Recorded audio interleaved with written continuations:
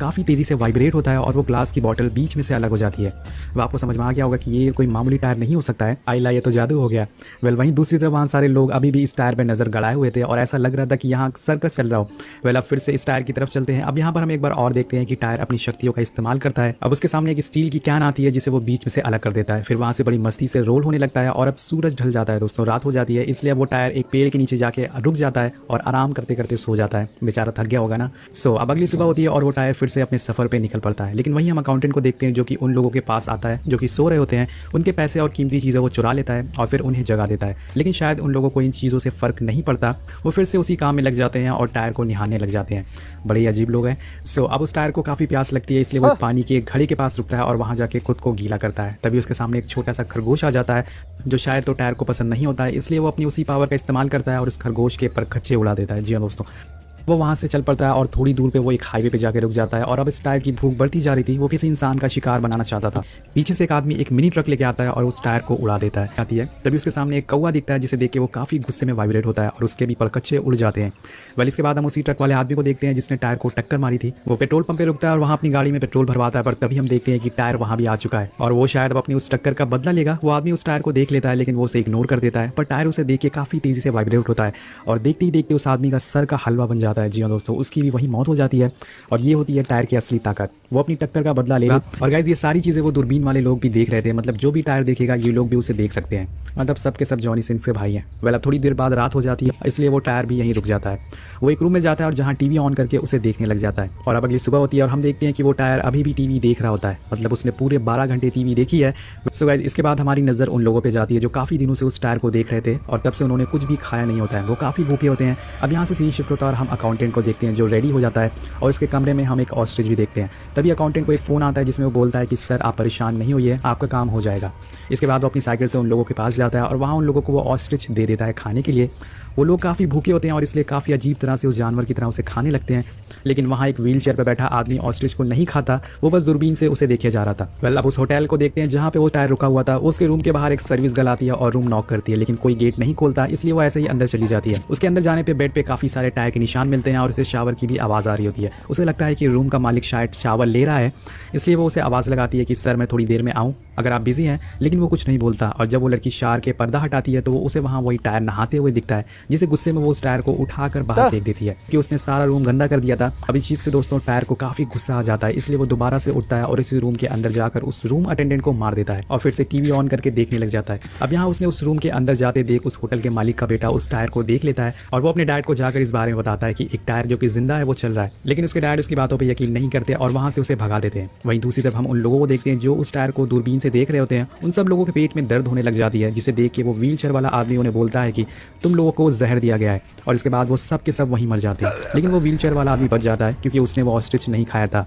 जिसमें जहर मिला हुआ था।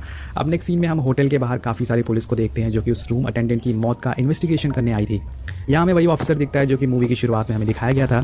वो अपने साथियों से कहता है कि शहर में काफ़ी सारे खून हो रहे हैं और हमें इस कातिल को जल्द से जल्द पकड़ना होगा। ये बोलते हुए उसकी गाड़ी का अलार्म बजने लगता है, जिसे सुन के वो सबसे कहता है कि अब बस बहुत हुआ नाटक, अब ये खेल यहीं खत्म कर दो क्योंकि जो भी हमें देख रहे हैं वो सारे मारे गए हैं। ये बस एक नाटक था। ये सुन के उसके साथी काफ़ी शौक होते हैं क्योंकि वो लड़की जान से मारी गई थी। इन चैट को अभी भी वो एक खेल का हिस्सा लग रहा था। वो सबसे कहता है कि तुम लोग मुझे गोली मार कर देखो, मुझे कुछ नहीं होगा। वो सारे उस पर गोली मारते हैं लेकिन उसे कुछ नहीं होता है दोस्तों, क्योंकि वो सारी गोलियां नकली होती है। लेकिन तभी उसके पास वो अकाउंटेंट आता है और उसे कहता है कि सर जो हमने जहर वाला ऑस्ट्रिच उन लोगों को दिया था उसमें से एक व्हील चेयर वाला आदमी उसने नहीं खाया और वो अभी भी जिंदा है। तभी चैट एक बहाना मार के वहाँ से होटल के मालिक के पास जाके बैठ जाता है और उसे थोड़ी बातें करना चालू कर देता है। लेकिन तभी वहाँ पे वो टायर आ जाता है और वो अपनी पावर से उस होटल के मालिक का सर भी उड़ा देता है, जिसे चैट देखता है और उसे यकीन हो जाता है कि ये सब सच है, ये कोई नाटक नहीं है। वो भागते हुए अपने साथियों के पास जाता है और उनसे कहता है कि वो कातिल कोई और नहीं बल्कि वही टायर है। वो और टायरों की तरह एक मामूली टायर है लेकिन उसमें कुछ शक्तियां हैं। हमें उसे जल्द से जल्द पकड़ना होगा, नहीं तो वो बहुत सारे लोगों को मार देगा। अब यहीं पे दोस्तों होटल के मालिक का बेटा आता है जो उन्हें बताता है कि टायर उस साइड गया है। तो सभी पुलिस वाले फौरन उस लड़के की बात पर यकीन कर लेते हैं और रास्ते पे निकल जाते हैं।